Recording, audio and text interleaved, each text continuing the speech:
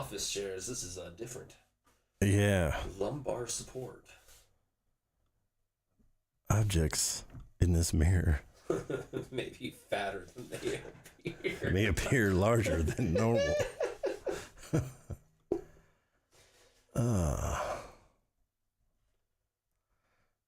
the fuck off there. Oh, we're live on Twitch currently. Yeah, because I didn't put the video up yet. I literally just went live. Yeah, because I didn't put the. Oh, I'm gonna do that. Mute. So you haven't put the video up? Well, I'll just turn it on here in a second because I want to get on. Get on all the other stuff, your DJ thing.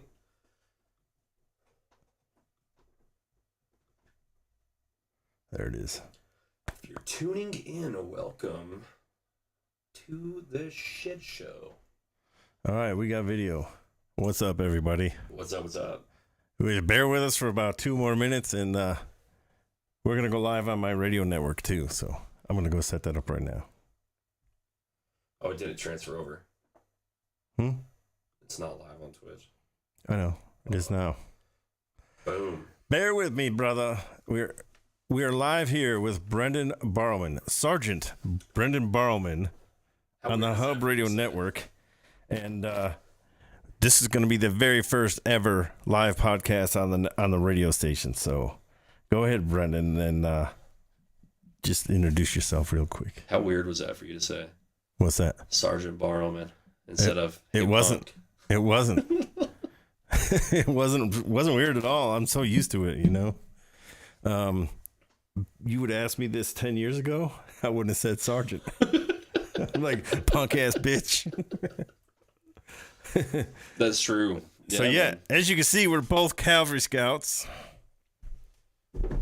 Got our Stetsons up here in the pics. Yeah. Brenda just won Veteran of the Year I did. in Utah or the country. Awarded. It's Utah Cool. for the state. Let's talk about that before we get deep. All right. Yeah. So how did you go about getting nominated and all that for that? Yeah. So I got nominated. So I'm part of Forge Forward. We're a veteran nonprofit here in Utah, trying to create Web3 applications using VR to help with veteran suicide and help. And two of the awesome studs that I work with, Nathaniel Free, Sergeant Nathaniel Free, and Sergeant James Danzy, have a magazine called Valor. And Michelle is the founder of that magazine, works with them, and she nominates a lot of people for this organization for the Utah University. She's been involved with it for a long time, and they were thinking of who to nominate, and James and Nate told Michelle, they're like, we should probably nominate Brendan. You need to sit down with him and listen to his story. So I sat down with her for, I don't know, 3-4 hours and went through my military career, you know, the couple big firefights in Afghanistan, what I did. And she's like, let's write this up. And I have no idea how I ended up on the stage with some amazing American heroes. There's some awesome dudes there. My good buddy Colonel Watt was nominated and won same year as me, which is really cool because I've known Randy for That's cool. 8-9 years when I got out and started doing like firearms instruction at the old shoot house. Yeah. It was fun. It was an honor. I still don't know how I ended up on that stage, to be honest with you. You don't know who like nominated you or how? No, Michelle nominated me. I know she nominated me with that interview. So there you go. Yeah, I don't know how I won. There's probably amazing people like the Vietnam, World War II era. I don't know how any of us new soldiers, right? The what do we call these last two wars for 20 years? Conflicts. Yeah, I don't know how any of us match up to those generations of American heroes. It's I get asked that question all the time. What was it like over there? What was it, this and that? And us, we always go back to that. Yeah. How do we compare to World War I, World War II, Civil War, Vietnam, Korean War? You name a war before us. How do we compare to what they did? Well, technology. Yeah. They can't compare to that either. So does it make it easier Physically, yes. Yeah. Mentally, no. Because you got to remember so much shit. Think of the ANCD. When you got to upload your freaking fill for the radios. Yeah. You give that to a dude in Vietnam or before Vietnam, they're going to be like, what? You say EO and they look at you like you're They'd on be like, drugs. EO, what's that? Exit only? You know? Yeah, there's so much differences. And I knew when I retired, I knew it was time for me to go because I was so different than everyone else that was coming in. Yeah. I'm like, no. After I got off the trail and I went and deployed again, You had enough. mentally for me it was the worst deployment of my life. Really? Yeah, I couldn't deal with the stupidity. I couldn't deal with the freaking entitlement. I couldn't deal with how I would watch NCOs walk around and allow lower enlisted to just be disrespectful out of nowhere just because, and then let them get away with it. Yeah. Like, no, I couldn't do it. I can't join you on that because I was that dumbass lower enlisted. But you weren't like that towards me. No, you earned my respect. I was what did Major Hogan used to call it? I was a scout, right? Yeah. I was the guy in the room that if someone had a good idea, stupid fuck fairy, I was the guy in the room that would say, "Sir, you're a fucking idiot." And Yeah, you're like me. I did it way too often. It became that kind of chip that followed me around my entire career. You want honesty, you ask Barrowman. And I was the one guy that's a true scout, though. Don't go to the town hall. You're not allowed to go to this town hall. Don't show up. Yep, that's exactly what scouts do. Not anymore. These scouts nowadays are scooters. I wouldn't know. Oh man, I've been retired for 11 years. Thank God I didn't have TikTok when I was a Joe. 11 years, dude. Yeah, me too. 2013. It's crazy. 2011 for me. I got injured 2011, so it feels like that. It feels like 11 years because the last 2 years weren't. I wasn't in the military. I was in the hospital. Right. That's not regular Army. I mean, Major General Mayville had me Right. sit in his car and tell jokes in the morning to wake him up. If that's being a soldier, I mean, enlist my ass again because that was fun. Yeah, definitely. So, when did you join the military? What year was it? 2007? I started the process in 2008 when I was 16. And then enlisted 2009 when I was 17. So day 117. My birthday, when I turned 17, is when we met. Yeah. Yeah. Yeah, that's crazy, man. That was I remember that. It was a different fucking world. Is it weird or crazy that I actually remember when you came? It's crazy, but at the same time, I think about how shitty OSIT was for me specifically, that it doesn't surprise me because I mean, there are probably Marine drill instructors out there that remember who I am because they had the armor school there at Knox, Yeah. and they would go definitely. from their side of the base to our side of the base to fuck with me. Like, yeah, there's shit I want to ask you today about some of the like the back end scenes of like the betting pools and shit that like Crawford had going on. We'll get into it. Oh yeah, man. Like, what did that ever get to? Monetarily? Yeah. It wasn't. It was The pride thing? for the guys that we were around. It was just mainly just friendly betting. Oh, dude, it was Like rough. the main bet it was this kid ain't gonna make it. I'm like, bullshit. Look at him, man. He got The nowhere kid. to go. Yeah. I was like, he got nowhere to go. Where's he gonna run to? That's what my wife says. You You know, can't leave. You got he's no not- family. I was like, he's too fucking proud and hard headed. He ain't leaving. And everyone's like, oh, bullshit. He won't make it past red phase. He won't make it past this. He won't make it past that. And then we get to BRM and he won't make it into blue phase. And then we get to blue phase. He won't make it into AIT. Well, then I got recycled, and they made me go through it all over again. Holy shit. I didn't know that. Yeah, I was Wow. at Knox for 2 full cycles. I got recycled at the very end. What'd you do? Did you get hurt? Or Oh, what? no, I got that. What was that? That bird shit flu or whatever that people were getting. Bird flu. No, the one that was in the dirt, the soil. It had the same symptoms like mono, like coughing up blood. Oh, I didn't know. Yeah, and they sent me home for 3 weeks. So I got Damn. all the That's something I just learned today. I didn't know that. So I went all the way to gold with Foxtrot, or So, no, with so Delta. you didn't make it. Yeah, I got Technically. all the way to gold phase with Delta. Got sick and sent home, and I was literally only home for 14 days. Came back, and they were like, "Hey, you're gonna be recycled." And I was told, in Delta, I did not know that. yeah, who was it Ramsey, Sergeant Ramsey over there, E6 Yeah, I think it Delta. was. he sat me down. I remember sitting in his office, and he's like, "Hey, listen, you only missed a couple things." I was like, "Fuck, okay, let's do those couple things right. and get me the fuck out of here." Because everybody from my platoon from Delta got sent to Hawaii, and Hawaii and Germany were my two choices. Like, where do you want to go? Germany would have been better. Oh, I know, but I was like, "What the fuck?" Like, okay, one of my two choices, like the entire platoon got sent there. Like, let's do these couple things and get me fucking orders. I want to catch up. And they went, we're gonna recycle you. I was like, perfect. And they're like, you're gonna go over to Fox. And you know when you're there and you're like, wait a minute, Fox hasn't started yet. Like they just graduated. And they're like, yeah, you're gonna go to day one again. So I thought I was gonna be like a reclass, right? Live in a different bay, get the kind of white glove treatment you've already gone through, red phase and your hell week and all that. And no, dude, I did 2 hell weeks. I did 2 red phases. I did 2 blue phase. I did literally everything but gold phase twice. Why would you do anything right the first time? At 17, you know? Oh, dude, I got the mentality, I guess. So I didn't realize you guys had a pool to fuck with me until I got to Fox. Because I remember Drill Sergeant Crawford came up to me, and it was like day one, like Shark Day was happening, and he pulled me off the side. He goes, "You've already done this shit. Like you don't need to do another Shark Day." I was like, "All right." I'm standing there with him. He goes, "Hey, listen, got a lot of money on you. Don't fucking quit." I was like, "Wait, what?" And he goes, "Don't fucking quit." Those guys were betting money. I don't bet money for stupid shit. And I was like, "What the fuck?" And so I remember sitting there thinking it was his way of messing with me. And then I started my interactions that first 3-4 days. I started watching all the drill sergeants standing in the corner watching and be like, "These motherfuckers are betting on me. Like they want me to fail." Yep. And they did everything they could. They made me platoon guide day one.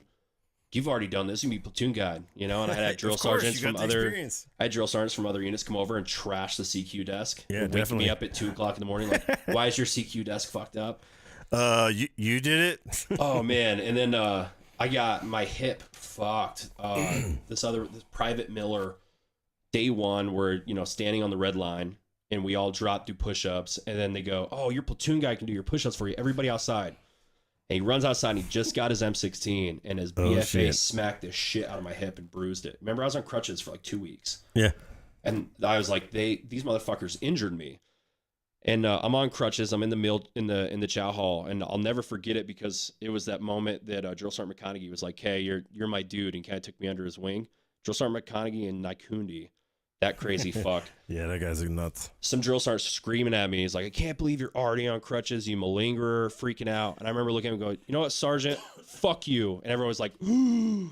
He's like, "What did you say?" I'm like, "Ain't my fault. Fuck you. You got a problem with me, talk to my drill sergeants." Because he wasn't over in our area. I had no idea who he was. He's just some dickhead with sergeant stripes and no brown and round on. So you're just a regular sergeant. Yeah, but he's still sergeant. I had fuck it's at that point. I did not care anymore. And yeah, thank God that was like the turning point where I got taken under the wing. And I wouldn't have made it the second time around, I don't think. If I didn't have this set of drill sergeants I had, there's no way I would have made it. Really? Oh, dude, no way. Because Naikundi gave me the incentive of like, I'm going to fucking show you. Because he nonstop fucked with me. I was his favorite pet to just mess with. he always had one of those. And Drill Sergeant McConaughey knew I had a kind of a phobia with little people. And he was so goddamn short. He would pull me aside and be like, "Come here. Come talk to me." And then he'd make me like get on my knees. With his little carny hands. With his little carnival hands. And he probably added to my phobia to this day. 'Cause he's such a dick. But there were moments where I was getting close to breaking. And I think he could tell because those were the moments we do a timeout. Those are the moments he'd be like, "Hey, my office, let's go." We go to the office and be like, "You're just going to sit in here for like 20 minutes. Collect yourself. When you're ready, come out." And I'd be like, "Okay." Collect myself and then I go out. If it wasn't for that, I wish. Oh, God. God, I wish we had those smoke breaks. Yep. But yeah, man, that was that's when we met. So Barrowman what year the did Kid. you graduate? 09. 09. I was an instructor then. Yeah, so OSIT's 18 weeks. So I did 30. I think I spent at Knox was like 37 weeks. 38 weeks total. Dang. And then I got fucking Riley as my duty station. All of my buddies got Germany or Hawaii. Yep. A couple guys got like Hood, which I thought Hood would And what go. year did you get to Riley? 09. And you know what? And 09. That's when you were going to Riley. That's when I was already at Riley. Yeah. I left before you graduated. That's true. I left in like April. Yeah. And I March or graduated August, I believe. Yeah. And then I You never heard this. I don't think you ever heard this story. Me and a buddy got early detachment to NTC. So we were the early birds to get there. We went there like 3 weeks early. Okay. It's me and two other guys. And I'm in Fort Knox for like 3 days. And they're like, oh, hey, Sergeant First Class. I'm like, what? You're going to NTC in 2 weeks. I'm like, my household goods aren't even here. When are they supposed to get here? In a month. I'm like, they're like, you're going to NTC. I'm like, holy shit, this ain't like it's a deployment. Can't you pick another Sergeant First Class to go? Yeah, no shit. And they're like, nope, you're going. You're Sounds going to like have a Riley government credit politics. card. You're going to rent a car for you three to get to the Dust Bowl and be an early, Advon. yeah, Advon. And I'm like, yeah, I don't think so. They're like, you're going. I'm like, okay. So I get there, and the car they wanted us to rent was a freaking little hatchback car. 3 dudes, all their gear from NTC. Oh man. Yeah, and I'm like, nah. So my buddy goes, look at that. I'm like, what? And there's 3 fucking yellow Corvettes sitting right there. Here's my government star card. I will take listen, the I'm cherry like- yellows. I'm like, I'm down. He goes, he's down. And this guy goes, I ain't got no cash. I was like, want to pay for him? He goes, nah. So we got a big Cadillac. Oh man. And I was on medication, so I couldn't even drive. Like I literally Jesus couldn't drive. Christ. I shouldn't have even been flying. And That sounds like the Army though. yeah, they're like, get on this plane and just go to sleep, you know. So anyway, we get to NTC and it's like 11:30 at night, and there's the operations sergeant major's there with his little crew, and we pull in the Dust Bowl in a Cadillac right up to the at that time they had the big like buildings now. Yeah, they're the Connex villages and stuff, Yeah, right? instead of the freaking just put your pup tent up. Okay. Those were the fun days. Wake up and there's a coyote at your feet. It's fucking stupid. But so we pull in and we shining our headlights all in the freaking little building that everyone is already asleep in at 11:30 at night. And my buddy goes to get out of the thing and he's like, he starts beeping the horn, and the sergeant major comes out and What the fuck are he's you like, guys what the doing? fuck you guys doing? He goes, go back to fucking sleep, old man. I was like, here we go. Scouts are here, everybody. The scouts And then the are sergeant here. major made us drive him around until we had to turn our rental car in. Of course, because you had the caddy. Yeah, because I'm not getting we in had no a car. fucking He didn't car, have to walk. Yeah. So we would we'd get up like a half hour early, get ready, and leave before he got up. Dude, isn't it amazing being out and knowing what you did as a scout and how you interacted with senior leadership, right? Mhm. From that level of honesty. That was something taught to scouts. Yeah. Like, your level of brashness should be this. And if it's not, we're going to put you in kind of a separate category of We're going to scouts. make you a fueler in the Yeah, support platoon. those are the guys that were like going to Delta or, the S Yeah. shops. But like, Yep. if you were on a line unit, you were getting ready to deploy. I cannot remember how many Yeah, times I definitely. got away telling a lieutenant or even captain being like, shut the fuck up. Like, you're an idiot. Shut the fuck up. Like, you don't see that in an infantry unit. You don't see that in, the office jobs, or even I think in Marines. Like, it's one of those real honest, I think, dialogue we have to have with that job of like, you're going to get It's the truth. mentality of a scout. Yeah. And I remember my last deployment, this butter bar lieutenant told me, I was in Quarter Cav out of Fort Riley. Yeah. What a shit show. Dude. Shit show. Your worst private in basic training can run that place better than any of these guys could. Mm-hmm. But I'm sitting there. Were you and 4-4? 1-4. 1-4, okay. Yeah. So I'm sitting there and I got a 240, or was it a saw? I think it was a saw in my truck from another platoon. It's broken. Okay. It's like all the freaking crew serve weapons were broken. My SARV 240 was in another platoon and it worked. Yeah. So I went over there with my box of parts and said, here you go, Sarge. Give me my shit. He's like, no, I drew this from the arms room. That's my fucking weapon, and you're going to give it to me. I'm going to whoop your ass. Give me my fucking shit. I'm signed for it now. Yeah.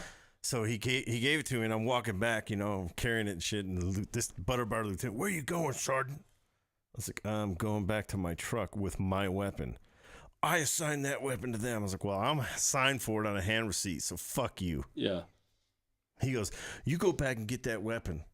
And you bring it back to your freaking blah, blah, blah. I was like, So, Lieutenant, you guys had no. a duct tape to the roof of the arms room when he got in there, huh? All right.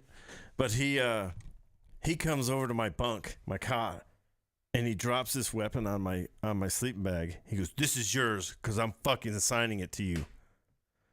I was like, "So are you assigned to the arms room?" "No." "Then fuck off and get that shit off my damn cot." And I just flipped my cot over and threw it on the floor. He's like, "What the fuck? I'm going to go tell the colonel." I was like, "Go get him. Please do. Please do. Please.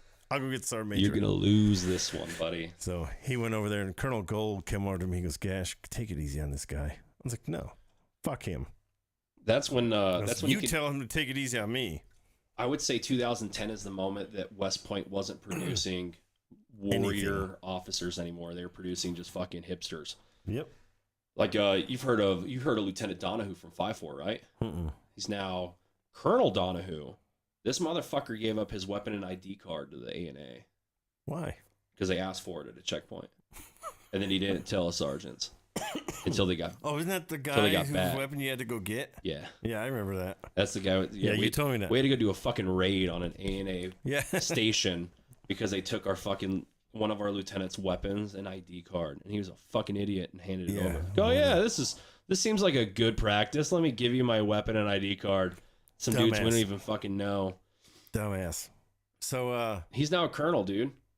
yeah. What the Like fuck is Full wrong with bird or the light colonel? light colonel? But still, he's a light colonel. How the fuck does that happen? How do you have that shitty of a track record as a butter bar, and he was even worse as a first lieutenant? That's crazy. How do you even make it to captain? How do you make it past second lieutenant? I think that's automatic. I don't think it really matters till captain. It's like going from Well, captain private is to like 5 private years. first class. It's like going from It's 4, I thought. PFC to specialist. Yeah, 4 or 5 years, yeah. I mean they're not And then that after that, experienced. they have to make the cut for major, Uh, or they can get passed over. yeah, I thought it was captain. You really for like line unit captains. I Yeah. think our captains had to go through a board. Because I remember Captain Alexander was there for like 7 or 8 months. And they pulled his ass. I said, "Yeah, you're not going to cut it. You're going to go to an S shop." So let's keep going down the timeline. Timeline. You So graduate post basic it. training. You get to Fort Riley. It's a Riley, and I go to 5-4 Cav. They're in Iraq, so I'm in a unit with 4. There's 4 of us from my OSIT class, 2 NCOs, and Major Hogan, and no 3 NCOs. 'Cause Sergeant Underwood was there. And Wait, Underdick, yeah, Underwood. That name sounds familiar. the only Asian NCO at Fort No, Riley. that's not who I'm thinking of. Okay. He's hilarious.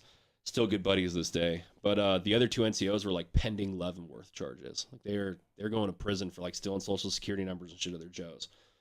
And They shouldn't have been going to jail. They should have been in jail. they should have been in jail. Yeah. It's fucked up. That whole holding at rear D for processing is ridiculous. Wow. But yes, I get to that rear D unit. I'm there for 2 or 3 days, and Major Hogan goes, I need a volunteer.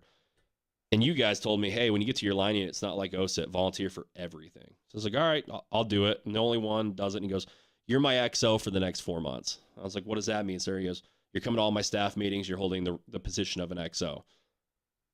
And for the first 4 months of my military career, I held the spot of a senior officer at a brigade level as a fucking private, learning all the ins and outs of that, which kind of screwed me over for the next year when that unit got back from Iraq.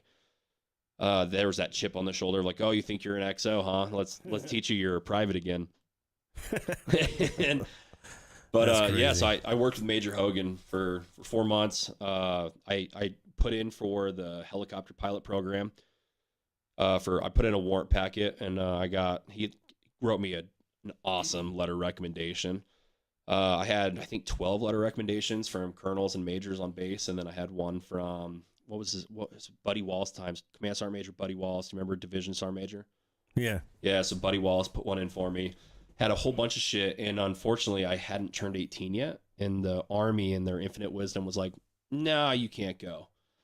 I met all the requirements. I had my interviews, and it got to the point of them finding out my actual age, and because I was 17, they're like, "You were just 4 months later." Hey, I think don't it was worry like a about it, man. month. I'm actually 21. Yeah, no you shit. know? No, if I had It's a been misprint. I was Ink just was smudged. 18. Yeah, it sucked. So they didn't allow me to go there. But then I got sent to a line unit, and because I was in with all the senior command, I got every school. Literally, my first year in the Army was school after school after school. Yeah. We went. The MIT teams were around, and then you remember those, the mobile instructional trainings. Yeah, I remember. So I went to those. Riley's sniper school and air assault school that they did there in 2010, out on the old range. What range did we do it on? I think range 7. Range 7 or 8. So, yeah, it was range 7. And so yeah, I went and did all the MIT schools, and then my ex-wife was pregnant. I was supposed to go to Iraq, so we trained that entire year and a half for mounted ops deployment. I did a fucking air assault course. That was my experience with light cav and air assault missions. Was the air assault school we do with the MIT team, and I got put on rear D again because my son was going to get born.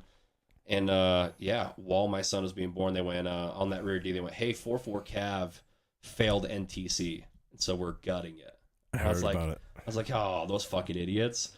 30 days later, I get a phone call from my first sergeant. He goes, "Hey, you're sniper qualified, right?" I'm like, "Yeah." He goes, 4-4 needs snipers. So I'm like, "Wait, what?" And he goes, "Your rear D is canceled, and you're gonna go to Afghanistan in a week." Oh boy. Yeah, so I went from easy mounted. So you got done like I did. Oh, bro, so hard. Welcome to the unit. You're going in a week. Yeah, no shit. And none of us operated together. I didn't know any of these guys. We were able to. I think we had like 2 dinners as a troop to kind of get to know everybody. Oh hell yeah. 2 units to get to know each other as a troop. And then we were gone. Right, we were off to Manas. It was a Task Force Spartan, so 3rd Group was the spearhead for it.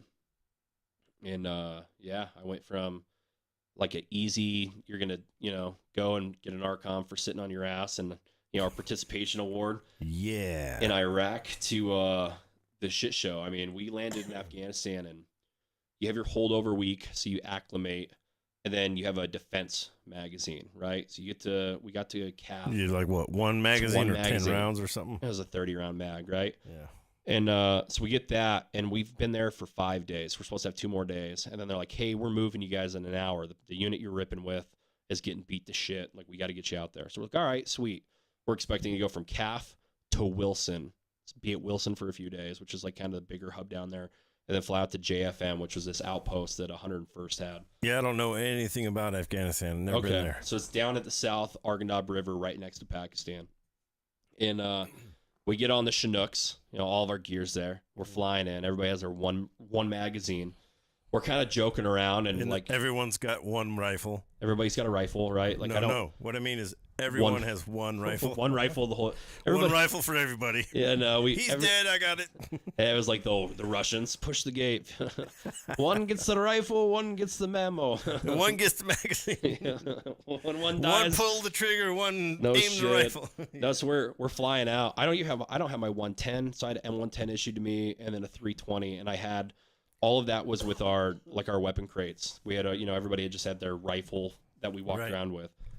And we're flying out on the Chinooks. We land at Wilson. It was like a movie, dude. We're landing at like the north part of Wilson. And as we're coming in, we're seeing Blackhawks coming in right behind us. We're like, what the fuck's going on? We get off, we start coming off the back of it, and they're like, drop your rucks here and get on the Blackhawks. Like, we're going from one helicopter to another. We're like, what the fuck's happening? So I got 4 guys with me.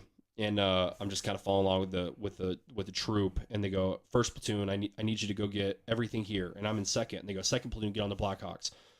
So I'm like, "All right, Raj." We go over to the Blackhawks, we're on our stick, we get on the bird, and we think we're just gonna kind of do a flyover, and they're just moving troops. Like, we got to get people out of the way. We had no idea what's going on. We're in the air for like maybe a minute, and I realize we're leaving Wilson, and I tap the door gunner. I'm like, "Hey, where the fuck are we going?" And he has me plug in. I plug in the audio. I'm like, "Where the fuck are we going?" He goes, "You're going to JFM. They're under attack. Like, you guys are going to go support." And I remember looking at him. With one magazine. So I remember looking at him, and I look over, and Sergeant Baker's on my left. He's a staff sergeant. And I'm like, "What the fuck did he just say?" And he's like, "What did you say?" And he goes, "We're going to JFM. They're under attack." And he goes, "Hey, fuckhead, we have one magazine." And the guy looks at us. He looks at our empty fucking rigs, and he goes, "Oh." And he just starts handing us his magazines. The 2 door gunners and the co-pilot are handing us magazines out of their rigs. And I remember thinking, I'm like, unbelievable. This is the incompetence that you hear about that's going to get me and my friends fucking killed. So Yeah, think about that for a second. Let's build that moment for a second. Think of yourselves on a plane or a truck, and you got one magazine, and you're being told you're going somewhere that's getting overrun. yeah, they're getting fucked up. It wasn't like It's like, normally they call firefights a tick, right? what would you think about? Not you, but like anyone that might listen to this, what would be your first thought and feeling at that moment? You're sitting in this truck or this plane, and you got one magazine and one rifle for the company. No, I'm just kidding. But you got your rifle, maybe a pistol, but you got your rifle and one magazine, and you're on your way to go land to go get in a huge firefight. And you got 30 bullets. Yeah. What would your first thought be? Oh shit. Yeah, that's exactly what the thought was. Yeah. I remember It's like, I ain't going home. I remember being like, what? I remember just thinking like, I'm in a fucking movie. Like, this is the shit I signed up for, right? Like Exactly. So Desert Storm, man. let's go I'm back to like telling you. recruitment, right? Like when you're recruited to be a scout, I wanted to be a SEAL. So the Army recruiter, and I the wanted Navy to be recruiter, Delta Force. Yeah, the Army recruiter and the Navy recruiter were right next door to each other. Yeah. When I enlisted, I went into the Navy recruitment office. They're like, "What do you want to do?" I was like, "I want to be a Navy SEAL," and they laughed at me. I went in with the Marines, Did you? and I was going to go be Force Recon because it was recon. I always wanted to do reconnaissance. And then after I got in and got out of basic training, I want to go Delta. They giggle at you. Everybody laughed at me. You got to wait till you're at least an E5 to even think about that. You got to be invited, bud. So the day I got E5, the Delta recruiters were there, and they're like, "Hey, man, you want to come talk to us? We're recruiters for Delta Force." I'm like, "Sure."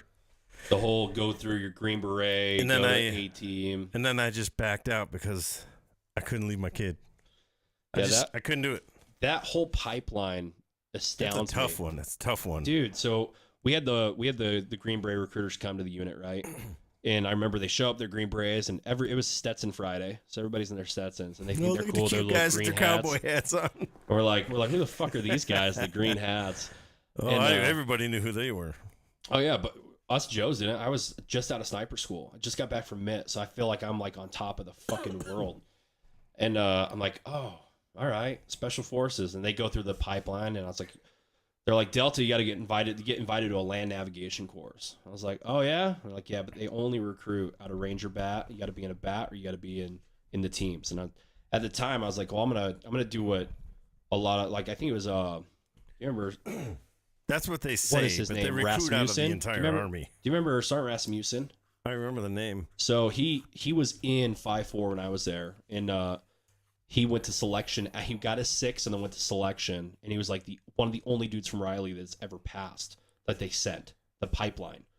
And so when he got back, it was a big deal. Like this, they had a squad. I think we had a squadron wide ceremony for him, and then 2nd Brigade had a field thing for him. Like it was huge. I was like, that's what I'm gonna do. I'm gonna get my 6 year. I'm gonna do my time as a scout from a Joe to a senior NCO, and then I'll go pipeline. And then I deploy.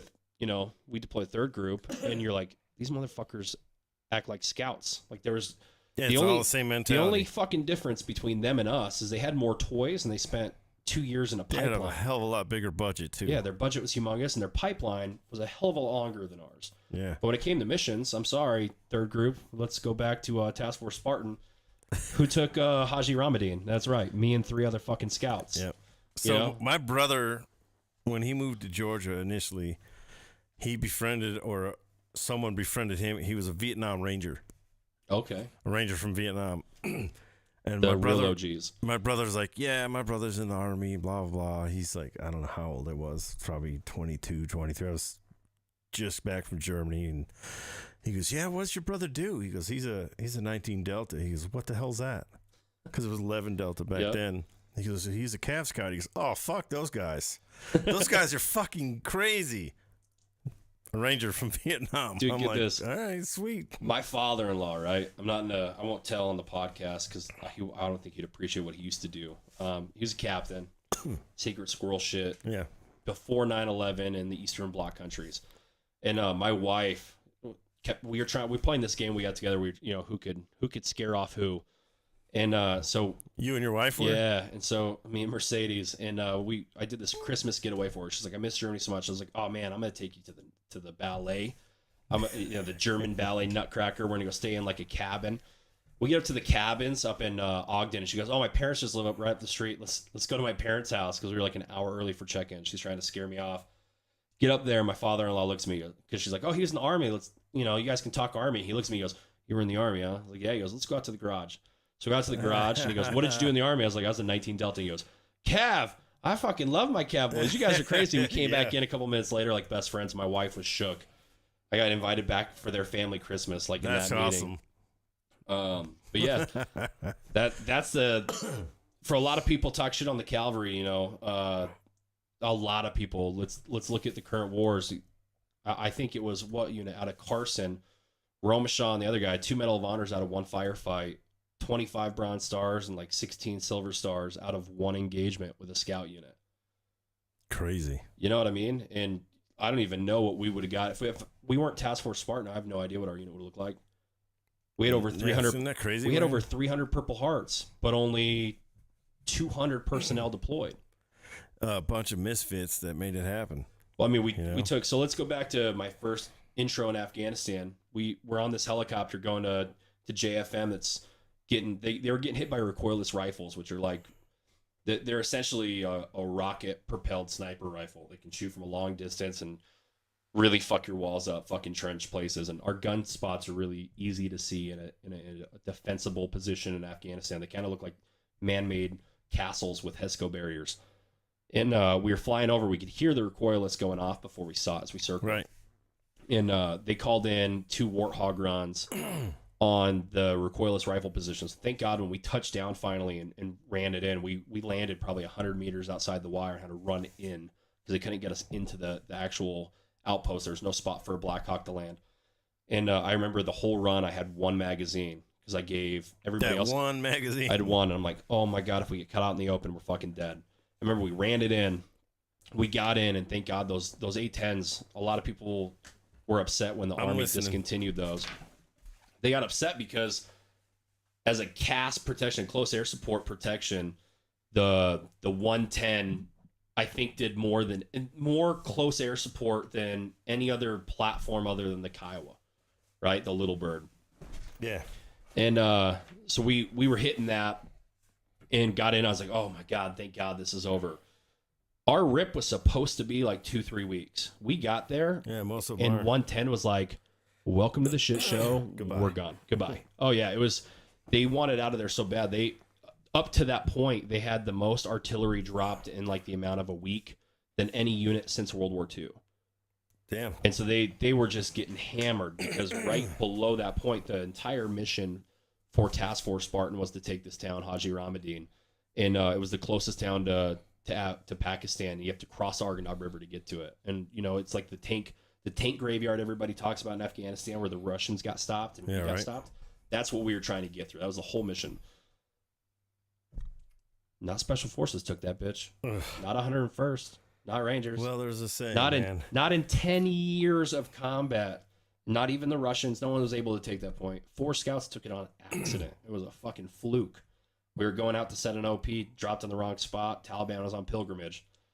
It was one of those things where 2 days later, I think it was SEAL Team 3 showed up, and they're like, we're here for body collection, and we're just chilling. Like, what the fuck are you talking about? I remember we were filling sandbags when they came in. And they're like, you guys are alive? We're like, yeah. Like, this is our OP we're setting up. And they're like, you should be dead. And, dude, I've never seen the Army move like they moved in that week and a half. I mean, That's crazy. The amount of machinery we brought in to build up the HESCO barriers and the walls for Haji Ramadan, that thing went to an impenetrable fortress in 10 days. That's crazy, isn't it? They flew everything in. I mean, Blackhawks our food came in body bags. They would fly the Blackhawks in low, and then they'd just dump body bags off the side. So all the locals thought we were cannibals. So we'd sit down for our senior. We'd sit down for our senior leader engagements with tribes, and they'd freak the fuck out because body bags with ice. Like, they're eating fucking bodies. No, it's just our MREs were in body bags. It's easier to deliver them that way. You get more in there. But yeah, that deployment was that moment. I have a video on my Instagram. I think you've seen it. So the listeners out there, reboot Brendan. I got to a point during the deployment where we'd get ambushed, and my initial reaction would just be stand up and shoot. So the rounds weren't going to my guys; they're going to me. But the first couple firefights weren't like that. Like, a lot of people confuse it. That's just who I was. hell no. I got to the point of we got attacked so much. So I was there for 6 months before my third medevac and my final exit of Afghanistan. I had 213 ticks. That's troops in combat. Almost all of them were firefights. Yeah. We were averaging 2-3 a day, and they weren't like, you know, a lot of veterans talk about their combat and deployment. A lot of that is you're sitting on a super base and it's artillery strikes, or you're in a convoy and someone hits an IED. Yeah. It's still considered a troops in combat, but it's not a two-way range, right? It's not incoming fire and outgoing fire. It's normally like a very, very short period of time, and then it's really fast, done and dirty. Our shit would go for hours, and it got to the point where our biological clock would get set to it, where if a firefight time got missed, your body still had an adrenaline dump. So it's just like, oh, it's our time for a firefight. I'm going to drop your adrenaline. I'm going to, you know, your body's got wired to it. And our first big one, I remember Raggio got hit and I dropped over him, and I'm laying over his body. I had his chest and his head under me, and I'm laying like this, and I can see the dirt next to my head kind of popping up, and like right in front of me pop up, and you could see the tracer rounds coming. Like, oh shit, I never want to be in this position again. Like, that was my thought. Like, I'm going to fucking die laying here on top of Raggio, you know? And, it's this one right here. Yeah, just tighten it up. And, so it was one of those things, like, anytime I get shot at ever again, the very first thing coming out of me is a round. I'm putting a round back, but their heads down. Going back to the basics. That's how it always should be. Going back to the basics, but dude, in that moment, you gotta. It's not something that it's not easy. Training to do. takes over. You just get used to doing it. Yeah, and I'll never forget it, man. So Staff Sergeant Baker, awesome human being. I remember he got the Silver Star as a private first class for taking a radio from his lieutenant and directing fire and medevacs in Iraq. Fucking stud of a man, his whole career, you know, as a scout. And I remember it was like maybe our third or fourth firefight, and I remember asking, we were sitting there, and I'm like, how the fuck do you just respond? Because there's a part where muscle memory takes over, training takes over in those firefights. But yeah, your highest level of training. The very first response, right? You got to remember, I'm only in the military for 2 years at this point, and I'm 25. Like, I don't know what the fuck I'm doing. I shouldn't have been in the position I was at 19, being in that position. It was just another Army, fast promotions. Well, sometimes that's what happens. I got asked who my favorite NASCAR driver was for my board, dude. Like, there was no proof to the pudding. But I remember asking him, I was like, how do we fucking, you know, get past this? And he's like, go tell everybody. He's like, the round that kills you has already been shot. It's predetermined. It's fate. If it's going to happen, it's going to happen. So just respond. Lean back on your training and respond. Exactly. And dude, we started doing that, and yeah, our lethality went through the fucking roof. You know, it got to the point where we were being handed target packages. We were supposed to just be eyes and ears. We were supposed to do just OPs, Overwatch only. Yeah, because that's what we do. And it transitioned into senior leader engagements, and it went from senior leader engagements to target packages. I want to say it was Alpha Troop. Man, they were doing a target package like every fucking day for like a month. That's a month crazy. Straight. Their target package, their load of missions was nothing but HVTs there for a bit. And I remember being jealous as shit. And that's all we did in Iraq was we went out with snatch and grabs. Whoever else, whatever other acronym came into the country to go frickin' fetch this dude. And we would go be their outer cordon. Yeah. And protect them while they're inside. So we went from outer cordon to actually kicking in the doors because the load was so heavy in our area. So we were there when the Army started doing the retinal scans. So you'd show up with this fucking machine and yeah, little thing. Oh my god, I take hated pictures. That shit. But dude, the amount of fucking bomb makers and bad dudes we took off the war effort with that machine, I don't even want to know if it was faulty, because I don't want to know those numbers. I'd feel guilty. Because it was a shit ton of people every single week. We were zip tying and black bagging, and they'd go on a bird and we'd never see him again. Goodbye. Yeah, that's how it was. But yeah, so that was Afghanistan, man. It was just a shit show, consistent shit show, and learning and adapting every day because no one had a plan. You were just responding to whatever mission tempo came or whatever. Yeah, at that point, that's all you can do. Yeah, and then there's probably a colonel out there, full bird. I don't know if he ever made it to general from 10th Mountain that still to this day remembers me because I told him over the net to shut the fuck up during a firefight. Well, that's normal though. No, he flew out to reprimand us. He took a bird out because to you our said outpost. that on the radio. Yeah, he got his feelings hurt. Yeah, fuck him. Shut the fuck up. He wasn't a scout. It was 10th Mountain Infantry. I don't care if it's a scout or not. I'm in the middle of a firefight. Don't talk to me right now. Well, they kept I'll telling give you us an update in we, 5 minutes. we were requesting close air support, and he's like, "You're not even engaging with troops." And as we were shooting our guns and the hot micing, you hear the gunfires. Okay, we're just shooting at a wall then, I guess. Fucking idiot officers, man. Wow. But yeah, that was Afghanistan. What happened when you got, shot up or shot at, or Which one? I don't know. So the first, Whichever my first one you're medevac- comfortable talking about. My first medevac, super embarrassing. I fucked up, right? And I turned my back to a doorway. So we were in, I can't remember what village it was, just this little shithole village. And we were just doing foot patrols and senior leader engagement. Just a presence, kind of, here we are. It really, those missions, for people that don't know, you walk around and wait to get shot at. You're kind of just trying to be a magnet for the day. So you go and you put yourself out in the open, as visual as possible, and you hope the Taliban bites and shoots at you. And they did every time, right? We knew where our hot spots were and our ambush points, so we would get spun up for those areas. You start getting more hyper vigilant, but I got complacent, and I turned my back to a doorway and ended up on my back, getting struck in the face with an object. I think it was a rock or a brick, and it was one of those like, oh shit moments, and I froze. Thank God, because of the way we staggered in our stack, I had another guy come through the door and take him out. But my TMJ, the first impact was so bad, my jaw was like a partial dislocation. So I finished the mission, got back, and the medic's like, yeah, you should probably go back to Wilson and just get checked out. Went back to Wilson, and they had to reset it, and then I came back out. So I was out for 3-4 days. My second medevac, an EFP went off. So for those people who don't know, an EFP is a projectile IED. They're normally meant for anti-armor. Fired by electricity. Yeah, pretty much. And they have a copper plate on the front, and so when it goes off, this copper plate condenses into a spear, and they can punch through Abrams armor. I mean, those IEDs were being used in Iraq against armored vehicles, against tanks, against Humvees, everything. Yeah. The Taliban in 2010, 2011 started using them against people because the grape rows were so narrow. You could set up an EFP at the end of a grape row and set your trigger on the other side, and as one platoon would go down a grape row or troop, or in our case just our recon elements, we operated in 4-man teams. You would get in that grape row, and a trigger, either a manual trigger, so someone watching would set it, or a plate would set it off. And as we were on one of our larger patrols, we had I think it was the entire second platoon was out on this one, and it was just a shit attracting magnet mission. And as everybody got in the grape row, the bomb dog sat in front of me, and I was like, oh shit.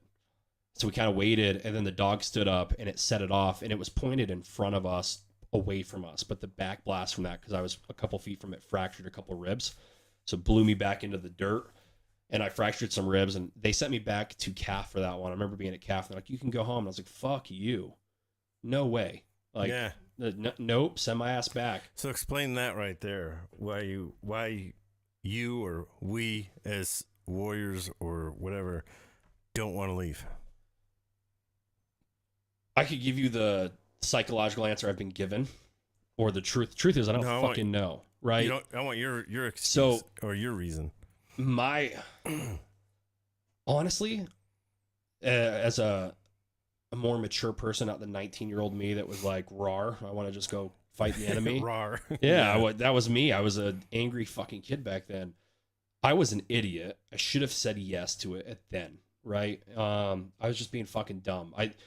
There was pride to it. There was anger that the enemy got one on me. There was the feeling of guilt that I was leaving dudes back in the suck while I had a ticket to go home. Yep. But more, the honest answer is more just rage at the enemy of like, I'm not fucking done. And because it wasn't a person. It wasn't a person to person. I didn't get in a knife fight with the dude. It wasn't a firefight where we could see each other. It wasn't a stand up fight, right? It was cowardly and just like, what the fuck? Like a random object got me. No, fuck no. Yeah. And so I remember going back, and I went back too quick, because I remember the first couple weeks back putting on my gear and just being like, oh my God, this hurts. This is not a good idea. So yeah, we had that. And you got to remember, the whole time my regular unit's in Iraq. So the unit I came from, 5-4's in Iraq. So I'm still like, every now and then when I can get on Messenger messaging my guys that are in Iraq, and they're like, "What are you doing?" I'm like, "Oh, I'm at CAF. I'm wounded again." And they're like, "For a fucking second time?" I'm like, "Yeah, I'm getting the shit kicked out of me." And what was weird is the NCOs that I had at 5-4 that I was standoffish with became very close to me because I got initiated into what they understood as a scout, right? Because it wasn't a simple Iraq deployment where you didn't see combat. It was what you guys dealt with in the invasion of Iraq or the invasion of Afghanistan, where scouts were scouts. It was engagement with the enemy. Right. There was that immediate bond of brotherhood, of like, okay, you've done what we've done, let's take care of you a little bit. And then my third medevac is when it really became relevant, because when I got back to the States, that unit was coming back from Iraq, and every single one of them visited me. Sergeant St. John was a huge one. Sean, I fucking hated him. We hated each other when I was a Joe. And then after I got wounded, he was one of my closest confidants that would come weekly to check up on me. That's crazy, isn't it? Yeah. My third medevac was the shit show. I just got initiated for the Veteran of the Year, because it was 3.5 hour firefight. Started off complex ambush with taking rounds and pressure plate IED. And we were stuck in a kill box in a grape row for 3.5 hours. It got to the point where Kiowas would fly low and drop boxes of ammo for us. We kept running black. Unbelievable, man. It's that's brutal. That's all I could say. And I've never been in that situation. I've never run out of ammo in a firefight, but I've been pretty close. It's the worst feeling in the fucking world. I bet. Oh, yeah. Now I gotta run. Yeah. It's the only thing I can do. So I remember I had 3 wounds to my face. So one on my forehead, one underneath my eye, and then one on the chin. Was it from an explosion? Yeah. Or? So it started off with, I remember pressure in my back. And I turned around, and then I remember it felt like I got hit with a fucking sledgehammer because it hit the front plate. I remember falling and couldn't breathe. Like, you want to get the wind knocked out, and you're like, oh shit, I can't breathe. Like, I'm going to fucking die. It went from like, oh shit, I can't breathe, to dust. And there's still so much confusion that I don't remember anything really after that point. But I remember at some point in the fight, I remember being so concerned about, am I bleeding? Like, just remember asking, because I was concussed to shit, and IED go off my face. I stupidly remember asking, am I bleeding doing this, and my hands covered in blood? Like, I remember just asking, like, am I bleeding? Like, looking over and be like, dude, am I fucked up? Like, because your brain is my still brain trying was to so reset. fucking rattled that I remember, like, that last magazine click being like, well, I guess we're going to fucking use it as a baseball bat when they come towards us. And Sergeant Ross and I used to carry these little bullshit hatchets. It's on my wall, these little tomahawks, because we thought we were, special forces and fucking badasses, riding with Tonto and Cisco. Dude, I remember we used to get made fun of because they're like, what was that? Was it President Truman that was a scout? No. What president fought as a scout against the Mexicans, the Indians? Oh, it wasn't Roosevelt, was it? Rosie. Teddy. Yeah, I think it Old was. Teddy Roosevelt was a scout. Yeah. I remember people used to laugh and be like, "Oh, you think you're in Teddy's troop?" Because they were renowned for keeping an axe of the Apache they fought. They fought and killed an Apache. They took their tomahawk as their that was their issued badge of honor on their uniform. It was like the German marksmanship badge. Yeah, right. Like that was so we used to get made fun of because we'd practice throwing them and shit. Like I remember I was such a fucked up kid. I remember being like, Ross, I'm gonna get the first tomahawk kill in Afghanistan. I'm gonna get the first one. I'm gonna throw it, man. I'm gonna arc that. But remember, we used to set up like a stump to practice throwing them and shit. We were idiots. But I just when weren't we idiots when we were over there? You gotta do something to keep. Thank God TikTok didn't sanity. exist when I was a soldier, because I would have made so many bad decisions. I would have too. Oh yeah. Anybody that says they wouldn't is a liar. Like just the shit we used to do in the barracks and fuck around or at the motor pool. The amount of misappropriation of military gear that I will not confirm or deny we did. Jesus Christ. I don't even know what you're talking about. I would have ended up in Leavenworth, bro. Maybe. Probably at Riley. That's Yeah. not a lot of things to do. I ain't there. gonna lie. I mean, everyone says Riley sucks. I had time of my life there. Dude, I did a lot of fun shit. I had a time of my life at that place 3 different times. It was pretty damn The first 2 were the best, and the third one was just whatever. Dude, our first sergeant took us out for a unit bonding experience. I was 18, and we went noodling at Milford Lake. Yeah. I'm from Utah, right? We don't have fucking noodling here. I didn't know what noodling was. So they're like, we're going noodling. And I thought... I've never done it either, so don't worry about here in Utah, we float the river, right? So I thought noodling was floating a river. I thought they had, like, instead of tubes, they use, like, the pool noodles. I was like, oh, okay, fuck, whatever. We're gonna go get hammered and float the river. We got there and they're handing out like medieval chainmail gloves. And I'm like, what the fuck's everybody doing? They're like, we're noodling. Dude, that shit was terrifying. Like Yeah, and which way did they tell you? If the hole goes one way, it's snakes, and if it goes the other way, it's fuck no. catfish? No, my first sergeant was waiting. First sergeant Tizer, Tommy Tizer. I remember him going, he's like, all right, listen, I got a hole right here. There's one in it. Come here. Barman, come here. And I was like, what? And he goes, you got your glove on? I was like, yeah. He goes, I'm going to push you down here, put your hand in that hole. If you feel that bitch bite down on your forearm, push your arms through. I was like, what? He goes, you'll know what to do. I'm like, what are you talking about? And he pushed me underwater. I felt like I was getting I'm baptized. sure you're like that. I'm like, what the fuck is happening? Oh, yeah, dude. It was. I've never done it, but I've seen it done. We had no pre-brief. No pre-brief on that. And that was one of, in the moment, scariest fucking moment of my life up to that point. But looking back at it now, my hand. dude, looking back at it now, it's fun as shit. I'd definitely go back into it. Or our spur rides that went for a fucking week and a half. Oh, yeah. Our spur rides nowadays are 3 days. Yeah, if you're lucky. And it's just soldier Like skills. overnight. There's no hazing. There's no drinking. There's no You're not fun. allowed to. Yeah. Back when we did spur rides, you had to be a corporal or above. You could only be a 19 Delta, Yep. and you could only be an NCO. Our- Officers couldn't go. Yeah, our spur ride, we had officers and the females from Delta Troop. There were different MOSs, like our medics and stuff could Oh, yeah, attempt no, it. females couldn't go when I was there. But the first 3 days, so we started off with PT test and then land nav skills. 3 days of like soldier skills. We're going to get kicked off YouTube for me saying females couldn't go. Why? I don't know. Oh, You know, fucking YouTube. touchy-feely. They got more things to worry about right now. Yeah. But yeah, I remember with 3 days of soldier skills and 4 days of alcohol poisoning, trying to complete bullshit tasks that whoever had a smart idea could do. Box of 50 cal bolts at night. All the pieces here. Put this 50 cal bolt together That in or the rain. range 12 with the dry creek bed that they brought out the water buffalo and filled up with mud and water, and we had to take the Bradley tow bar up to the top and then back down. And if any of your people in your spur team fell, you'd have to do it all over again. Yep. And that fucking thing, I remember every failure we had to do a shot of Jack Daniels, and to this day I can't stand the smell of Jack Daniels. I don't want to throw up because of that station. I haven't been able to drink it since. Wow. Yeah. Truly alcohol poisoning. You get to the point where the medic be like, yep, IV time. And then you go to IV and you get a couple hour break and then you're back to drinking on. Oh, yeah. I'm going to get somebody fucking Here's investigated in trouble. Here's this canteen cup of ice water and this slightly used Schick razor from Walgreens. Go shave. But I don't have any shaving cream.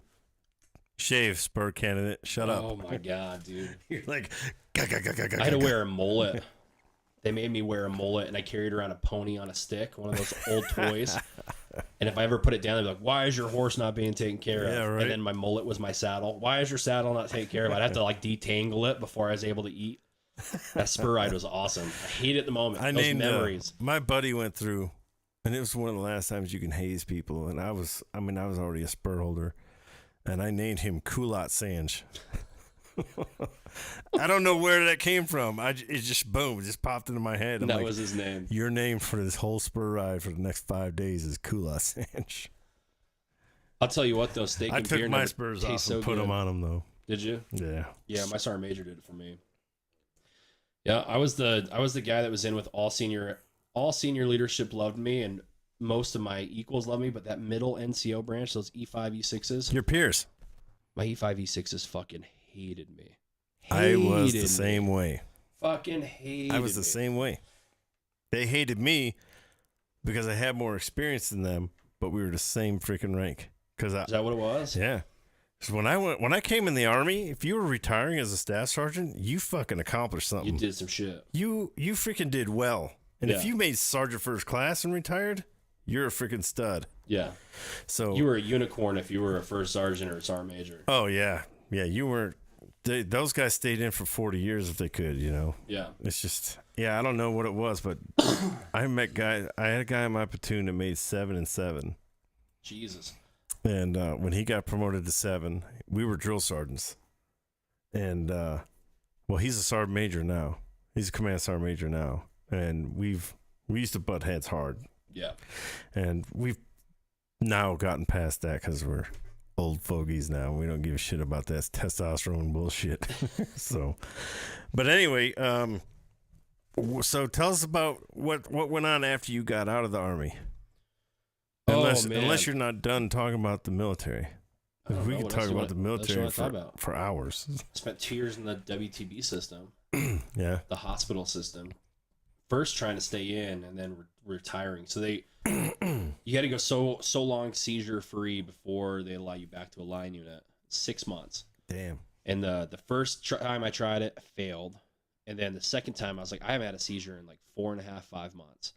And they're like, well, we have a unit PT test coming up. And I wanted to get off orders. And they're like, can you do a PT test? I was like, yeah, I want to go back to my unit. And I wanted to go back to my unit because 4-4, I think it has been 1.5 years since we got back from Afghanistan. Afghanistan was such a shit show. There were congressional investigations into our colonel for handing over, capturees to the ANA to torture. Like it was such a bad, like for us, when I talk about it, I was like, it's a great deployment because of how much combat I saw. Like that's what I joined the military for. Yeah, right. Right. And at the time when I was in the WTB, man, I was such an ignorant asshole. I didn't think PTSD existed. Right. Because I was like, this is what we signed up for.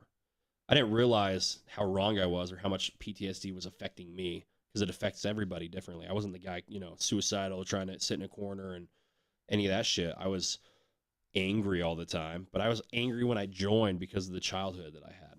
So it was one of those things that I didn't seem different to me. So do you think part of your PTSD stemmed from there too? From childhood? Yeah. Yeah, ACE definitely. So adverse childhood exposure. Now that I've got my PhD and worked with vets, ACE has That's why I'm bringing this up. Has a huge impact on how you will handle everything, not just military, but anything in life, right? Like my interactions with my children, I had to relearn how to be a parent when I married my wife.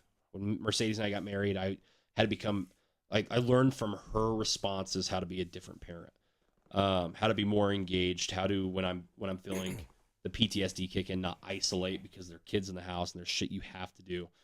There was shit I just didn't understand before. But at the time I was an ignorant dumbass who believed that, if you were fucked up from seeing combat, you just weren't cut out for it. It wasn't your cup of tea. And I loved my deployment because I got to be a scout. In my career, I got to engage the enemy one-on-one. I got to, take souls. I got to be a scout. I got to engage really bad fucking people. Like there was no confusion in my mind who I fought were bad people, right? Like there's a different level of Taliban. Like there's a lot of guys that are like, some of those guys are just like guys like us trying to defend their lands or whatever. The guys we fought, day 3 of being at JFM, the Taliban went through, and any parents that had a cash for work card was a program the Army did, which is dumb. Don't get me started on the politics of it, but essentially they could get an ID, they take their people's fingerprints, and we would pay them cash to like rebuild roads that got blown up or villages or whatever. The Taliban went through, and every family that had a cash for work program, they took their youngest child and cut their right hand off. Yeah. And sent them to our gate. We woke up, 3:00 in the morning to a bunch of kids screaming at our front gate with no hands. Like I knew the enemy I was fighting was a bunch of evil, sadistic fucks. They're the guys that when Iraq started falling after we pulled out, the same unit, we had a Wolfcom, which is a translator device. We can listen to their communications. The unit we were fighting on the border of Pakistan ended up going in Iraq with ISIS. It wasn't just like farmer Taliban that got forced into it. These were bad dudes. I have zero regrets fighting those dudes. And I can imagine those people. I could sympathize with some units now that fought just the farmer that was forced to be Taliban or die. Yeah. Right? Like that was a different enemy you fought. I luckily don't have that confusion from my deployment. The contracting after I got out, I contracted when I got out. General Dynamics in the State Department to Africa, Mexico, Northern Africa. So I kind of got to see different sides of the world from a counter-poaching perspective, counter-human trafficking perspective, counter-drug perspective. I got to do some fun stuff on that aspect and learn a lot. And it made me love my military experience even more because that was so confusing and convoluted of like, am I being the good guy right now? Am I working for an evil empire or what? just seeing the You're dirty talking about the shit. contracting stuff. Yeah, just seeing the dirty shit our government did versus my time in Afghanistan, I feel like was pure as shit.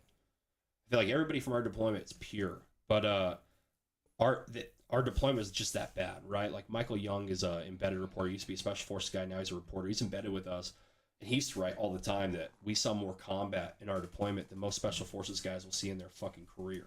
It is. He has a great article on it. It's a great article on Clark when Clark got blown up, and the regular army wouldn't send us medevac because of how bad the firefight was. They refused.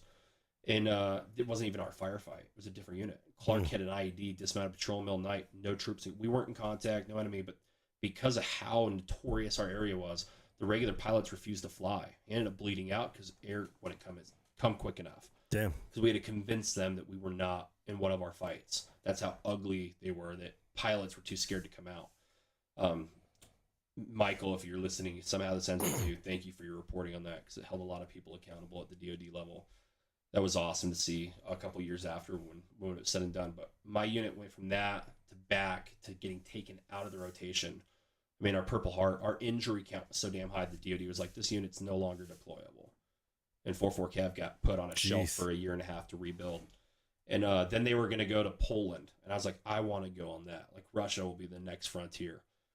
And they became the expert scouts in Poland. I mean, they've been on the rotation. 5-4 and 4-4 have been the constant rotation in Poland. When Ukraine got invaded, it was 5-4 on the border.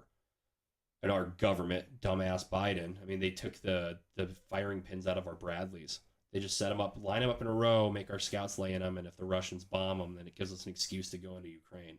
Essentially what it was. Pretty much, yeah. They needed that reason. Dude, it was so bad. So when you deploy, there's Kind of like Ukraine now. dude, when you deploy, there's, what is it? Oh my God, why am I blanking the acronym? Keeping things secret. You know what I'm talking about? Mm-hmm. What is the acronym for it? I don't know what you're... OPSEC. Yeah, okay, yeah. There's OPSEC, right? You don't post certain things. You have a bunch of briefings on it. Dude, just last year Ukraine was invaded? 5-4's Facebook page was geotagging them in Poland on the border in post. That shit never existed when I was in. No, That but was they just do a- what they want now. Pure taunt. Yes, you'd be done. You'd be relieved of command if you were doing that shit. But yeah, so I mean, fought look, to look stay at the in. Ukrainians, though. They were filming everything that was going on and sending it out on They're a bunch TikTok. of idiots. Look Yeah, at us but I'm taking just this saying. Russian tank. Yeah, but they do it. Yeah, They're kicking their ass. I don't know. I'm not a big Ukraine fan. I'm not a big Ukraine fan either, but they are kicking Russia's ass Russia is for now. Russia is learning like we learned in the invasion of Afghanistan, right? And with the invasion of Iraq, we had to kind of relearn soldier skills. Mm-hmm. They're learning and they're adapting, and it's getting worse for the Ukrainians. For us to say it's not, it's ridiculous. I mean, the tank battalions they have out there now with thermal, we're getting in winter. Thermal imaging is about to become king on the battlefield. The Oh, yeah. Ukrainians are fucked. Yeah. There's no more hiding in lush green vegetation that's hot.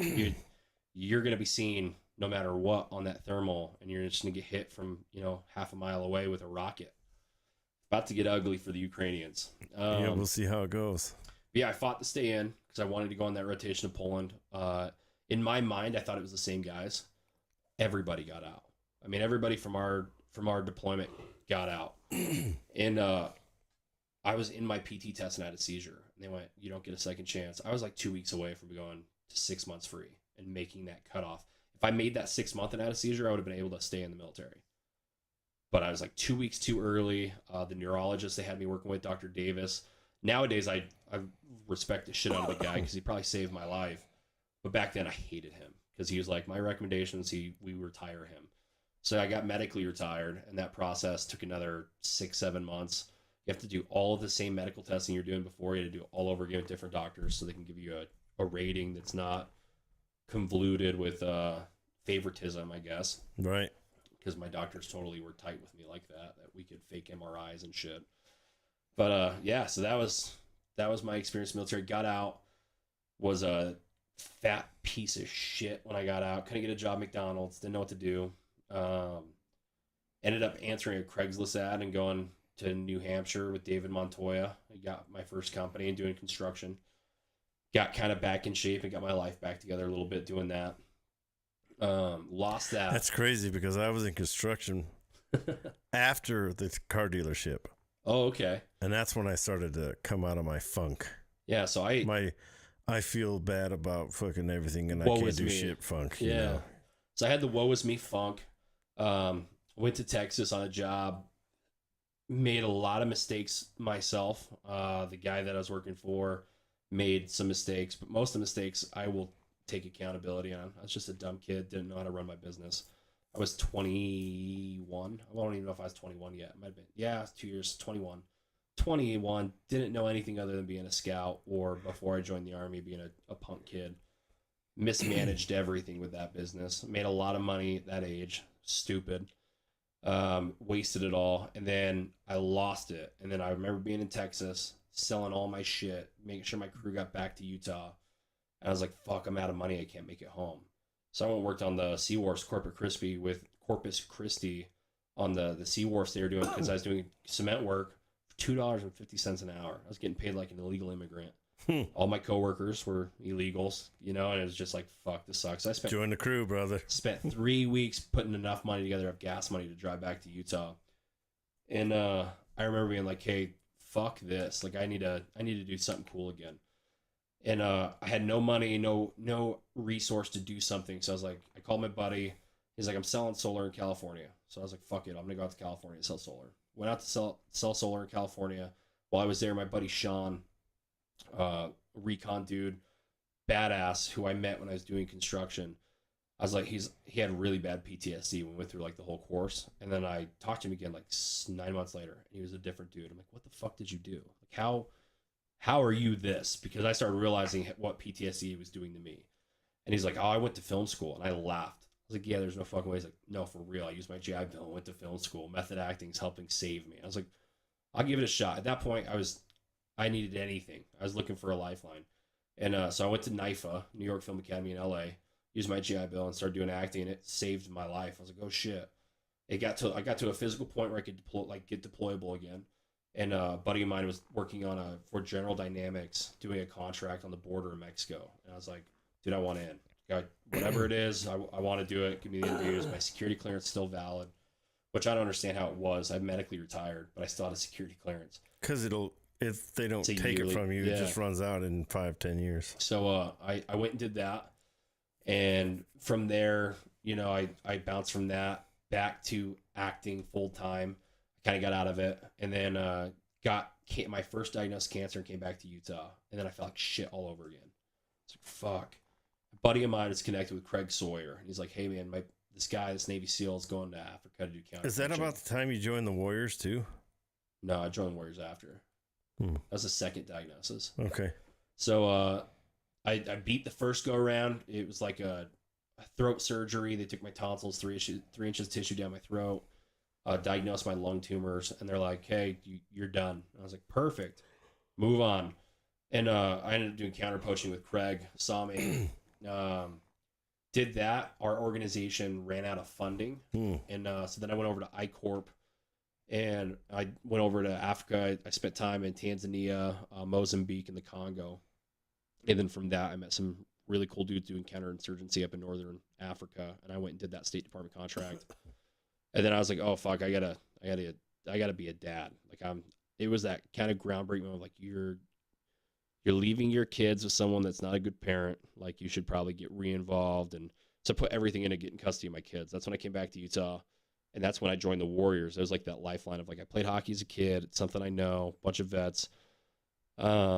Before I went out to Vegas, I sold cars with you for like a month and a half. And when we were in the locker room, I'm like, fuck, this guy looks so familiar.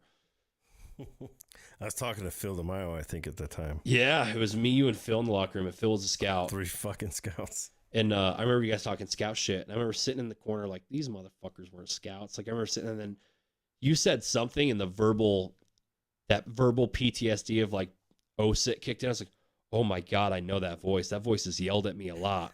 I remember looking at you, I was like, hey, were you at Riley in 2009? And you were like, yeah. I was like, fuck. You're like, what's your name? I was like, it's Barrowman. Motherfucker. I'll never forget it. Motherfucker. I was like, oh, Jesus Christ, I'm going to get yelled at. It's coming. It's coming. Never got yelled After at. all this combat and all this bullshit and all this crap that you went through, you're still Oh fuck, I'm gonna get yelled at. Dude, I had that feeling. Remember the Yeah. first reboot facility? You did just that walk through, wake up at ease. We were talking about doing like what we do with the kids in that facility. Yeah. I remember jumping with that. You're like, you just jumped right now. I was like, fuck yeah, I did.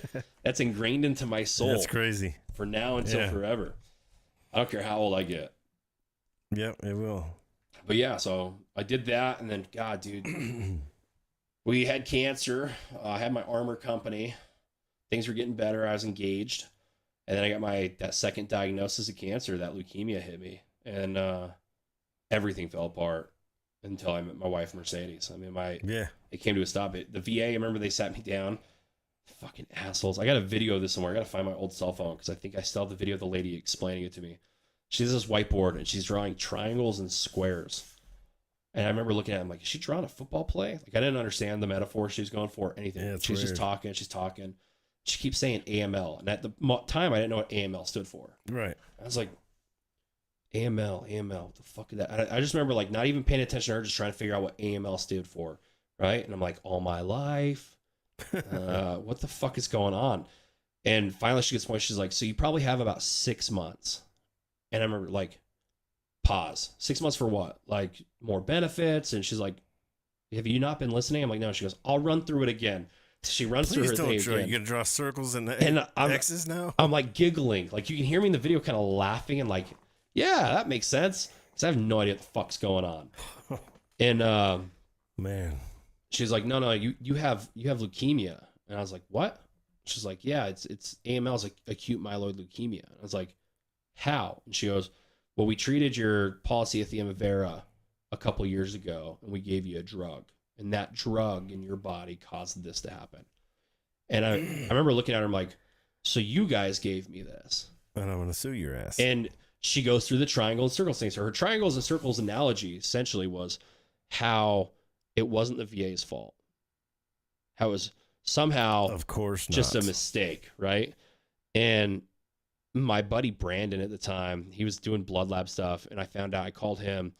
So my ex-fiance and I found out like on a Friday. And by Monday, her mom flew into town. By Monday, she was gone. And so I went from kind of having my life figured out to having nothing figured out. And I got half custody of my kids, fought for half custody. I had my kids week on, week off, and I'm starting chemo like immediately. I was like, fuck. So I called Brandon because him and his wife live just up the street from me. And he's Googling a bunch of shit. He goes, dude, the VA did this to you. He's like, there's a shit ton of medical reports out there. If you treat PV with this drug, that it's going to give you AML. They had to have fucking known it. Like when you Google PV and this drug together, it pops up. Like if they didn't even do a Google search, like they shouldn't be doctors. I mean, you think, the doctors would have known that. They did. Yeah. They knew that. They fucking knew. And so I was like, fuck, dude, I guess I'm just going to, for 6 months, leave my mark on this world. So I was like, I'm going to be the best dad ever. Like I will be there. I'll drop him off at school and I'll be there to pick him up. I'll be the first in line. Because that was a big thing I never had as a kid. And I still do it to this day. Like if I'm not, my kids aren't the very first part. They get there before teachers get there. And I'm there at 2:00. They get out at 3:45. But I remember I would do once a week I had chemo. So I would drop my kids off at school, my daughter off at daycare, my son off at kindergarten, first grade. It's first grade. And then I would drive to the VA, do my chemo, drive back in time to get Here my in son Salt from school. Lake, right? Yeah. So VA was in Salt Lake and his school's in Draper. Drive and get my son from school. Drive home. I had like a garbage bag thing in my seat. I had a shitty Toyota. And I'd use that to throw up, get back to my house and lay down in my bathroom and like make my kids like a Tostino's pizza. And they'd be like on the TV and I'd be like in the bathroom. I did that for a few months. And then Mercedes and I were dating. And she goes, That's you're crazy, you're man. doing chemo on your own? I was like, yeah. She goes, no, the fuck you're not. You're coming to my house. And we made it very clear, like no sleepovers when the kids were there until like a certain amount of time. And she just threw everything out the window. She's like, we're going to take care of you. I was like, all right. Oh, weird. And that was it, man. And then we thought we'd put it behind us because they told me 6 months to live at like month 5. My wife got me on it's called Rick Simpson oil. It's a So did THC they mean oil. 6 months total or 6 more months 6 from months. there? No, 6 months from like diagnosis date when I should like expect to die. Yeah, so guess what, buddy? You got a month left. Yeah, I got a month left. But Sorry Mercedes about got your me bad on. luck. She got me on THC. She got me on this Rick Simpson oil, which eats cancer. And So we drove out. We had no fucking money. Both of us were broke as shit. And we kind of scraped our money together and we drove out to Glenwood Springs, Colorado. I've been there. Yeah. And we went to a dispensary and we had this shitty little motel room. We spent almost all of our grocery money on weed. Like this Rick Simpson oil. I got these gummy bears. We got like shitty takeout food. I remember thinking in my head, I'm like, this weekend, it's gonna be sex filled, haha weekend. Dude, I ate gummy bears, Rick Simpson oil. I woke up 2 days later on checkout. She was like, we gotta go. I'm like, what happened? She's like, you passed out. I was like, oh, my bad. That was a good one. Damn it. And yeah, we started that. Dude, I went from using that for a month to no more chemo. They took me off chemo 4 weeks after I started that. And then I was completely done 2 months after that. So yeah, my wife saved It's my life. weird how all that stuff happens, huh? Yeah. I remember the team being like, dude, are you going to die? Like, that was the one question. Everybody in my life wanted to do the pity thing, and you guys would joke around. They're like, so when you die, can I have your skates? Can I have your stick? It's a nice stick. I never said shit like that. No, but Phil and and that's what I needed. I needed you're not breaking, fuck it. I just move kind of on. let you do your thing, and if you needed something, I was there. Yeah. I didn't want to talk to you about it. Yeah. You and Don were the only two, because Don was my coach when I was a kid. He was that father figure when I was a kid. Him and Don and Mark Spear. Do you know Mark Spear? I know the name. Yeah, they both were my little league coaches. Oh, wow. Yeah. That's So- great. I knew Don was. Yeah, the hockey team was so good for me back then, because when my ex-fiance left, that's all I had was you guys and then a couple friends. I had the team, and that was it. Yeah. And then I met my wife, and then I said, fuck all you guys. I'm going to hang out with her because Yeah. she's gorgeous. And no Because she's offense. cool. Yeah. You guys stink. You guys. My wife, to this day, I told her, I warned her. I was like, hey, the smell from my gear after a game of hockey is going to be the worst smell you've ever smelled. She's like, I'm a mom. I had a kid. And she'll tell you this. She's like, no, your hockey gear is the worst smell on Yep. earth. We could bottle that shit and use it as a chemical weapon. Probably. Probably. It's so bad. That's crazy, man. But yeah, that was that. And then I got better, and me and you started Reboot with Wendell Smith. Yeah. And God, I wish that shit would have panned out. me too, man. Me I was so too. looking forward to screaming at kids again. Not really screaming at them, but just mentor? mentoring them, you know, and You being tough on you them. came out when we had the Hanson family. We did that ropes course with them and stuff. Yeah. I think you came out for the field stuff too. Yeah. Or was that Brayton? We did Brayton. We did Wendell's other son, the track runner. Yeah, Levi. Yeah, that guy. And then Jordan. Yep. And we did one other guy, too. Well, we had two guys at one time. Yeah, we had two at once. Yep. The Damn, one that kid that program went was back to awesome. Seattle. Hiram. Yeah. Yeah. I don't know whatever happened to him. We have medical releases, by the way, guys, for PRs. We can say these names. It's not illegal. We're not breaking HIPAA Oh, if you're listening. all right. Yeah, we had marketing stuff. signed That's by why I the was family. just saying that guy. Yeah, no, we can say their names. They're awesome. Dude, Jordan hit me up on Facebook. He's a missionary in Texas. Talking about the kid we took to the ropes course? Yeah, Yeah. yeah, that kid. All of them were wins. Yeah. Zero relapses. The program was awesome, man. God, I wish it took off with donors. Oh, what a missed opportunity for the world. But Yep. yeah, I got my PhD from that, dude, and I've been working on PTSD and drug addiction and depression since, using the shit I learned in the military and then just kind of the shit I figured out as we went about our days. Really, Yeah. just figuring it out, trial and error. Yeah, I just remember, I'll never forget, someone was here when I was messing with Levi and this other kid. And I had to hose. And Levi started to talk. And I just took the hose and went bloop right in his mouth, just spraying it right in his mouth. And he's like, Dude, that was one of our donors, I think. That shit was hilarious. yeah. And they're like, I remember Wendell them. came up to me, he goes, don't spray him in the face no more when they're there. Yeah, we had a donor come out. I remember that. We were like in the middle of and I was so upset because he brought the donor up because I was like, dude, we're in the middle of the work. And I remember I had to sit down with that donor. I'm like, listen, this is based off of OSIT. What we're doing here is a fucking mild version of what I went to when I was 17 in the Army. Like it's very structured. We followed the same We followed the same exact blueprint from your time Same on the MTO, trail. yeah. Yeah, it was exactly the same. So I mean, if it's good enough for the Army for a 17-year-old, it's good enough for these 17 and 8-year-old kids that are Yeah. fucking off. And It's a good thing they didn't get me when I was all knife handing and screaming and yelling or anything, you know. yeah, man, but I would love to sit down and have a conversation with like any of those kids and be like, so how did that experience shape where you're at right Absolutely. I would love to have them right here. now? Right here. Oh yeah, we need Yeah. to. When Jordan, I think Jordan should be doing this mission. We should invite him. We will and be like, invite hey, him. man. Absolutely. How did that go for you? How's Yeah, life been since? What did it do for you, if anything? What did it not do for you? Yeah. Yeah, man. It was a crazy time. Wish it took off. I've taken what I've learned from that, what I've created over there, and applying it over at Forge now. So hopefully, I'm very hopeful that we the team have a product or a protocol with products that are available now on the market, publicly available in the next 5 months. Mm-hmm. So people, if they even have a headset at home, can start just doing it on their own until our shit's built. So it's all in one house. But as of right now, there are games that exist. We're currently using the test with Facebook, Meta, paid for our first study that are showing 34% increase in the brain. Cool. So yeah, man, it's been What fun. about Brayton? How's he doing? Good? Yeah. As far Is as he I still know. here? Or? I have no idea. I haven't talked to Wendell in a while. I haven't talked to I've him been in so busy. 3 years. I mean, we've been trying to get this done for a year and a half. And it's just me coming over and recording. Oh, I know. We just never Life. get around to it. It happens. It's been busy. Let's talk about you, though, man. You're a champion hockey player after this Yeah. trip in November. Yeah. Let's talk about that. I did get 3 goals out of that tournament. No, 2 goals. Still skating like you're 20. Shit. Up here, yeah. Up here, I'm skating like I'm 20, but, you know, the physique is not what it used to be, and I'm skating like I'm 80. Yeah. Yeah, but I still have fun. That's all that matters to me. I sit in front of the goal until I get a rebound and shove it in the net. That's the best spot to be.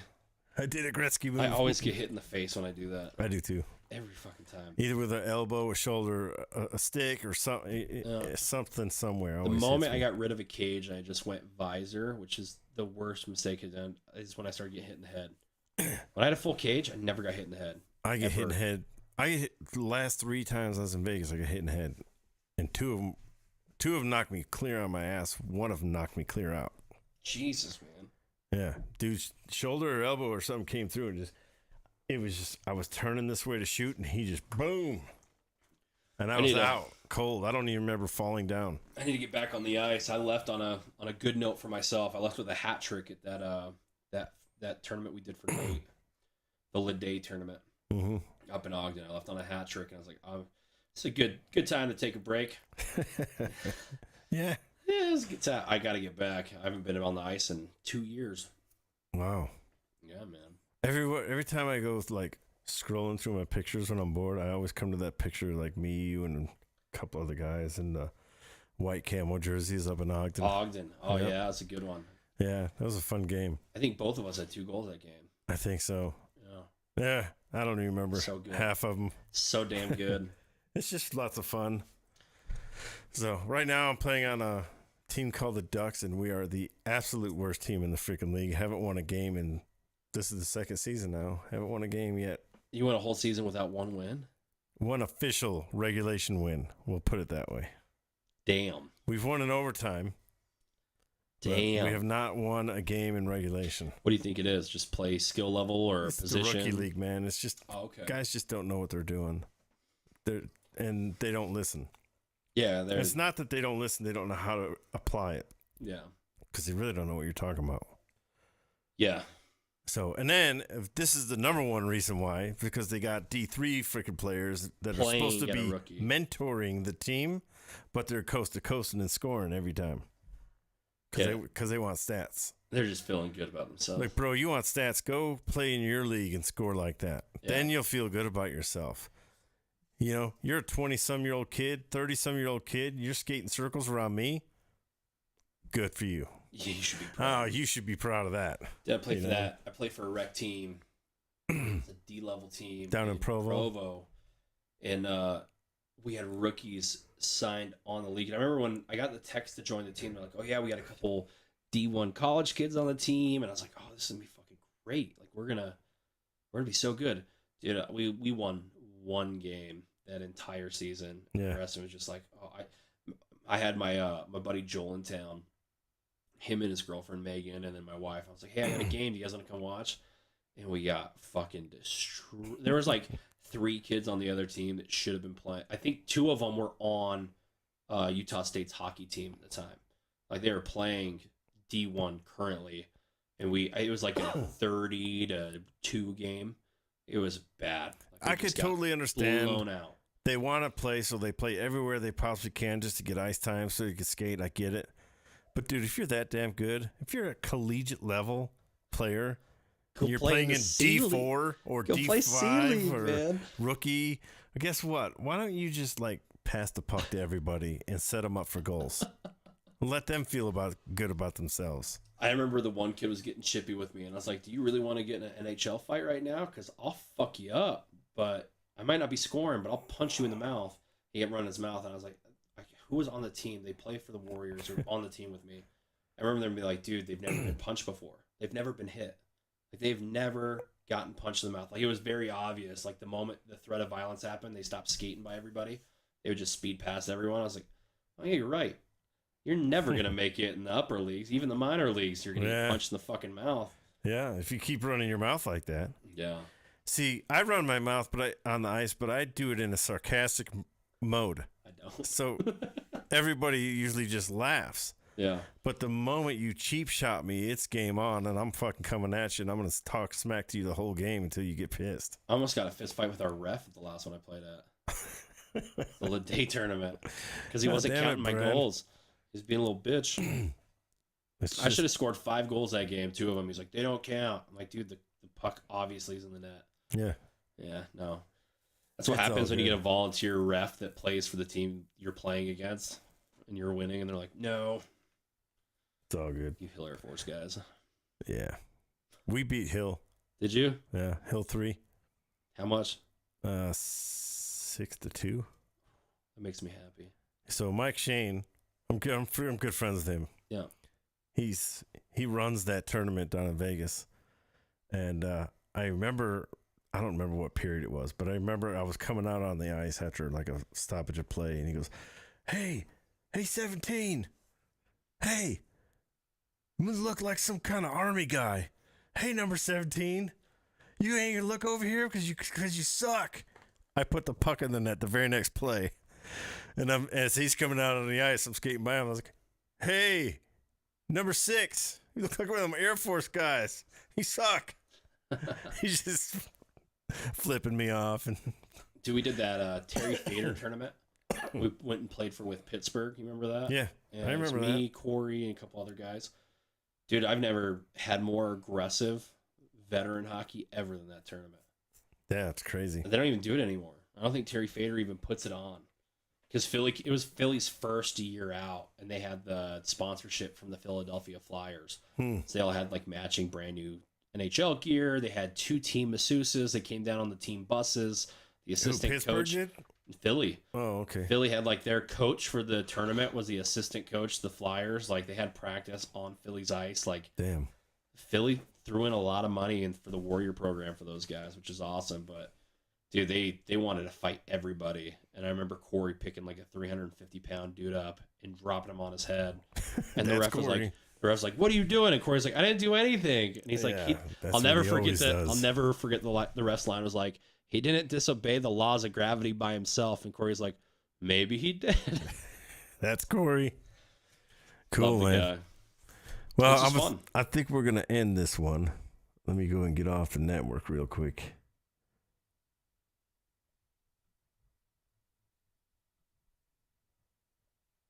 That one's off. Yeah, it was fun, man. Yeah, definitely. I don't know why it took us so long to do this. I don't either. Anyway, we're going to get off here, and thanks for joining us. I know we'll probably get more listeners as it sits in YouTube and Twitch and all that, because this is not a good time for people to listen to podcasts live. So No, not at all. We'll see how it goes. Thanks and for listening, everybody. I appreciate you guys joining us. I'm Brett Gash. That's Brendan Barlman.